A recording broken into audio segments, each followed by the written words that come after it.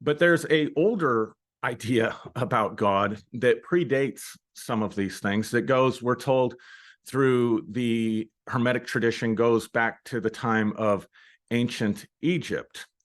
And there's one primary and very significant difference between the Hermetic ideas about God and the Judeo-Christian ideas or Islamic ideas about God.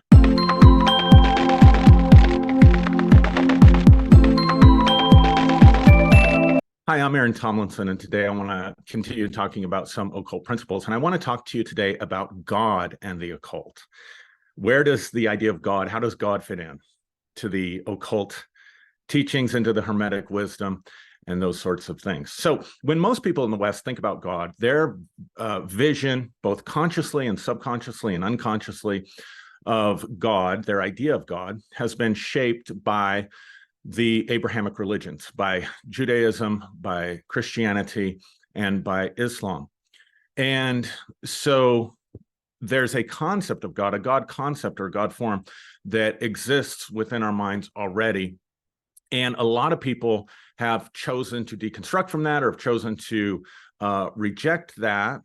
But there's an older idea about God that predates some of these things that goes, we're told, through the Hermetic tradition, goes back to the time of ancient Egypt.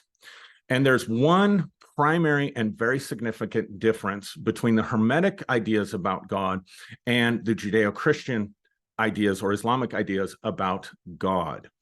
So what happened in the Abrahamic religions is that we anthropomorphized God. That's a big fancy word for saying that we took human characteristics about ourselves, and we projected them psychologically onto the character that we call God or know as God in the Bible. You'll find, if you read the Old Testament, that Yahweh or Elohim operates very much like a narcissistic human, very much like an egotistical individual. He gets angry, he gets jealous, he loves, he cares, he picks favorites, he wants to be worshipped and adored, he wants to be served. All of these things are anthropomorphic ideas and projections that we put out on God. And if you read the Old Testament, the God of the Old Testament is not a very predictable, stable personality. And so certainly this would fit in the realm of depth psychology as projections. Some playwright once said that God made man in his own image and man returned the favor. Now, that's not the idea of God, if we use that term, in the Hermetic teachings at all. The Hermetic teachings have a cosmology that begins with what's called the monad, or one thing, or actually no thing. In the beginning was no thing. Doesn't mean nothing. It means that something existed that we call God, but God existed contained within God's self. And what the philosophers would say that is that because it was a monad, it was a singularity, experience was not possible. There could be no self-reflection. What sets us apart in the animal kingdom is that we have the ability to self-reflect. Psychologists call this metacognition. We have the ability to step back and think about our thinking, or have awareness that we are thinking, to have an experience and have the awareness that we're having an experience. By mathematical nature in the philosophies, it would say that it takes two to know one.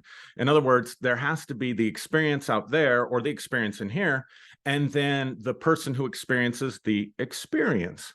If you've ever listened to the self-talk in your head, if you've ever tried to go to sleep at night and you have a song that's playing over and over and over again in your mind, then you're aware that there is a singer of the song that you're hearing in your head. There is the talker, the self-talk that you're hearing in the head. That's one.